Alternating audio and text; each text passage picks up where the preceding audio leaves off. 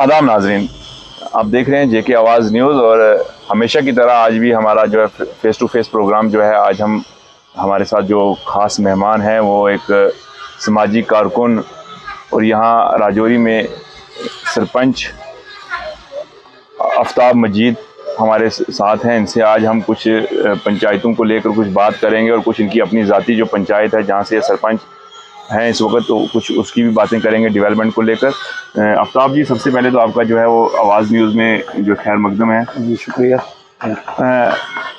आफ्ताब जी, जब से पीआरआई के इलेक्शन हुए उसके बाद जो है डिफरेंट किस्म की जो है वो पॉलिसीज़ भी बनी पंचायतों को लेकर, जिसमें एक ये भी थी कि आपको जो है वो डीडीओ पावरें भी सरपंचों को दी गई जी।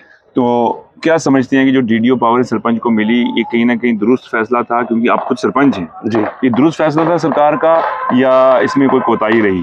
सर, ये सरकार का बड़ा अच्छा स्टेप था। इससे सबसे जो बढ़िया रहा कि पावर को डिसेंट्रलाइज कर दिया।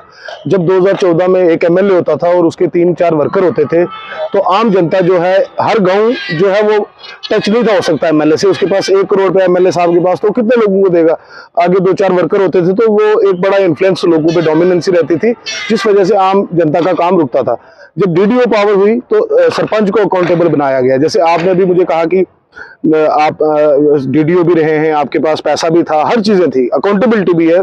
जब तक हम अपने गांव में हम अकाउंटेबल हैं कि जो पैसा हमने डिस्पर्स किया है उसका हमने फीडबैक देना है कि वो पैसा कहाँ यूटिलाइज हुआ है। तो ये एक बड़ा, क्योंकि ये महात्मा गांधी जी का ख्वाब था कि आपने अगर मुल्क को तरक्की लानी है, ग्राम सभा को पावर देनी है जी।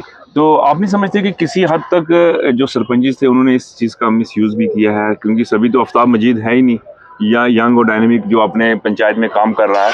हर सरपंच खाली राजौरी तक नहीं, बल्कि मैं पूरी जम्मू कश्मीर की बात करूंगा कि हर सरपंच तो जो है 100% जो है वो काम कर नहीं रहा है।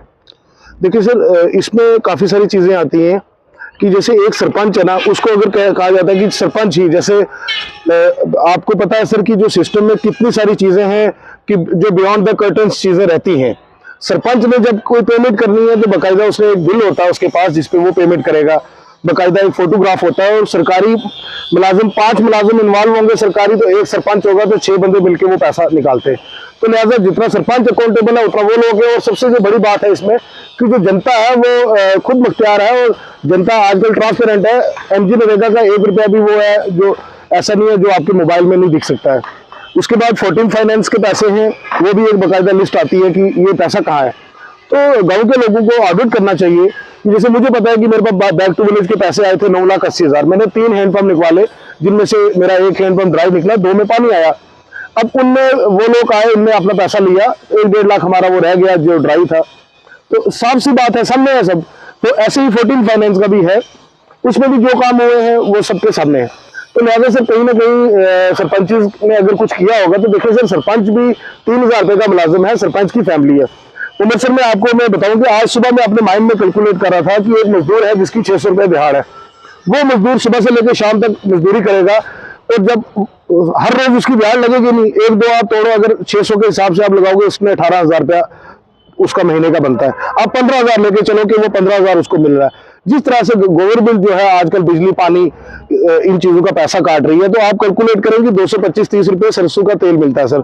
10 लीटर तेल उसकी किचन के लिए चाहिए, 1200-1300 रुपये का सिलेंडर चाहिए, और उसको जिंदा रहने के लिए खाली वो 15,000 रुपये चाहिए जो अपनी फैमिली को जिंदा रख सके, अपने घर के बाहर नया कोई एसेट ना बना सके। इवन वो मोबाइल भी अगर खरीदेगा तो 1 साल की सेविंग्स में खरीदेगा।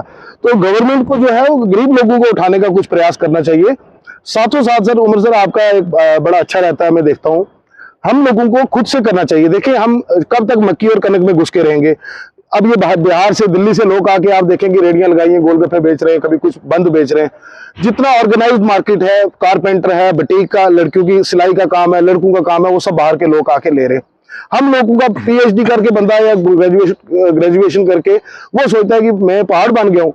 तो उन लोगों को इन लोगों के साथ मुकाबला करना है। ये अभी से आएंगे तो ये बचेंगे, अदरवाइज ये जो इन लोगों की जो आइडेंटिटी है हमारे लोगों की, वो खत्म हो जाएगी। आपने 14FC की बात की। चंद रोज कबल जो है जम्मू कश्मीर गवर्नमेंट ने या खास तौर पर महकमा देहाती तरक्की ने जो है एक फैसला लिया कि 14FC की जितनी भी सेविंग इस वक्त जो पड़ी है पंचायतों में, उसको विड्रा करके वापस लाया जाए। क्या आप समझते हैं कि वो फैसला दुरुस्त था? देखिए सर, इसमें जो बड़ी बात है कि जैसे भारत सरकार ने जो काम किए, हमने जिन कामों की हम अप्रिसिएशन करते हैं कि सरकार ने काफ़ी अच्छा भी किया है। जो भारी पॉलिटिकल पार्टीज थी स्टेट्स की, उन लोगों ने ऐसा बीच में नहीं था किया जितना इस बीजेपी सरकार ने हमारे लिए पहले किया था कुछ देर में। अब जो ये पिछले 5-6 महीने हैं, इनमें ऐसा लग रहा है कि जो सेंट्रल गवर्नमेंट है वो, जैसे एमजी नरेगा का होता था, जैसे मेरी पंचायत में हर साल का 30-40 लाख रुपए लेबर पेमेंट होती थी। अब आज की डेट में पिछले 3 महीने से कोई किसी को 1 रुपया नहीं जा रहा है, क्योंकि वो पैसा पीछे से बंद हो गया है। उनने जो नया तरीका बताया काम करने का, वो काम हो ही नहीं। 225 रुपए में कोई नहीं ब्याज लगाता है। जब 600 रुपए में ब्याज लगा के बंदा जिंदा नहीं रह सकता है, तो 225 रुपए में कौन सा रेट है? तो लिहाजा गवर्नमेंट की जो स्कीम्स हैं, ये देखने में कुछ लग रहा है, सुनने में जब हम काम में लाते हैं कुछ है, तो अगर हमसे प्लान बनवाए इन्होंने, सब चीजें की, पैसा वापस ले लिया, तो ये ऐसा ही है कि जैसे फॉरेस्ट राइट एक्ट दिया, तो जिसमें पूरी स्टेट में 24 लोगों ने फायदा लिया, ये भी वैसा ही है कुछ। इसमें सरकार का जो है लुक बिजी डू नथिंग वाला, मुझे लगता है कि वैसा है। एक आखिरी सवाल रहेगा, थोड़ा सा आपकी इस पंचायतों से हटकर, प्रॉपर्टी टैक्स को लेकर जम्मू कश्मीर सरकार ने एक फैसला लिया है 2 दिन पहले, जो 1 अप्रैल से 1 अप्रैल 2023 से जो है वो लागू किया जाएगा जम्मू कश्मीर की तमाम म्यूनसिपलिटी से। आप सरपंच तो है ही हैं, लेकिन कहीं ना कहीं आप भी शहर के साथ जुड़े हुए हैं। बिल्कुल, क्योंकि शहर के अंदर आपका मकान भी है, सब कुछ है, तो आप इस चीज को कैसे देखते हो, इस फैसले को? देखिए सर, ऑलरेडी मैं एक आपको बात बताऊं कि जो आज की डेट में जिसकी लाख रुपए तनख्वाह ना, वो भी परेशान है कि मेरे रिसोर्सेज, मतलब आप भी हैं, मैं भी हूं सर। देखो, एक्सपेंडिचर लाइबिलिटीज बढ़ चुकी हैं। आप स्कूलों की फीस देखें, आप किचन का खर्चा देखें, तो इन चीजों को मद्देनजर रखते हुए इन लोगों को गरीब को खत्म करने का प्रयास ऐसे लगता है कि कभी कभी इन चीजों से होता है। तो इसमें गरीब कैसे बढ़ेगा? गरीब को उठाने की बात होनी चाहिए ना। अब टैक्सेस जो है, आपने बिजली के फी देनी है, आपने पानी का देना है, आपने ये देना है, वो देना है। देखिए सर, पैसा कहाँ से लाना है? लोगों ने पैसा कमाना कहाँ से है जो देंगे? तो लिहाजा सरकार को कोई जॉब पॉलिसीज निकालनी चाहिए। रोजगार का बैंक जो है बगैर गारंटर के 1 लाख रुपया नहीं देता है, एंटरप्रेन्योर कैसा बनेगा? जो अमीर है वही फायदा ले सकता है। सरकार की कितनी सारी स्कीम्स हैं, आप जाके पता करें, डीआईसी में जाएं, केवीआईबी में जाएं, जिस डिपार्टमेंट में जो भी गवर्नमेंट बैंक जब लोन देता है, गरीब आदमी को लोन नहीं मिलता है जनाब। गरीब आदमी नया थड़ा अपना कहीं नहीं लगा सकता है, नौजवान आज परेशान है। तो ये जो टैक्सेस और ये इस किस्म की बातें हैं सर, कि जैसे आपके हर चीज, अब बिजली लोगों की कट गई है, हर चीजें, तो सरकार को जो है जम्मू कश्मीर के लोगों के साथ अदल करना चाहिए, इंसाफ करना चाहिए। ये लोग 47 में उजड़े, ये 65 में उजड़े, ये 71 में उजड़े। अब लॉकडाउन के बाद गरीब आदमी जो था, वो उस लेवल, जिसके पास एक गाड़ी है, 5-7 लाख रुपए का कोई गुड्स कैरियर है, वो लोग आज तक वो लॉकडाउन का पैसा जो उन्होंने वो उस टाइम किया था बैंक ने, वो वापस ले रहे हैं। तो लिहाजा सर, इस पे सरकार को चाहिए कि अगर इन्होंने इलेक्शन लड़ने हैं, लोगों के बीच में आना है, इनको सिंपैथी चाहिए, तो लोगों के साथ नरमी बरते, इनको सॉफ्ट कॉर्नर में ट्रीट करें। बहुत बहुत शुक्रिया, अपना कीमती वक्त दिया आपने। ये थे हमारे साथ एक यहाँ के मुकामी सरपंच भी हैं, राजौरी में, एक बिल्कुल शहर के करीब में इनकी जो पंचायत है, जहाँ दनोर डिंडिया, जहाँ से ये सरपंच भी हैं। साथ में ये एक यहाँ पे बहुत ही बेहतर तरीके से जो है वो खिदमत खलक भी करते हैं, अक्सर लोगों के बीच रहते हैं, उनके मसाइल लेकर आगे पीछे रहते हैं ऑफिस में।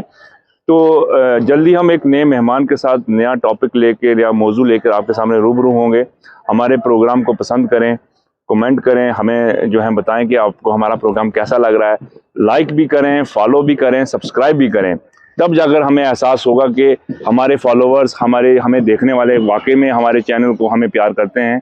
और हम भी इंशाल्लाह पूरी कोशिश करेंगे कि आपको बेहतर से बेहतर माहौल देने की कोशिश करेंगे, इंतज़ामिया तक आपकी आवाज़ पहुंचाने की कोशिश करेंगे इंशाल्लाह। जेके आवाज़ न्यूज़ को देखते रहें, तब तक के लिए इजाज़त दें, शुक्रिया।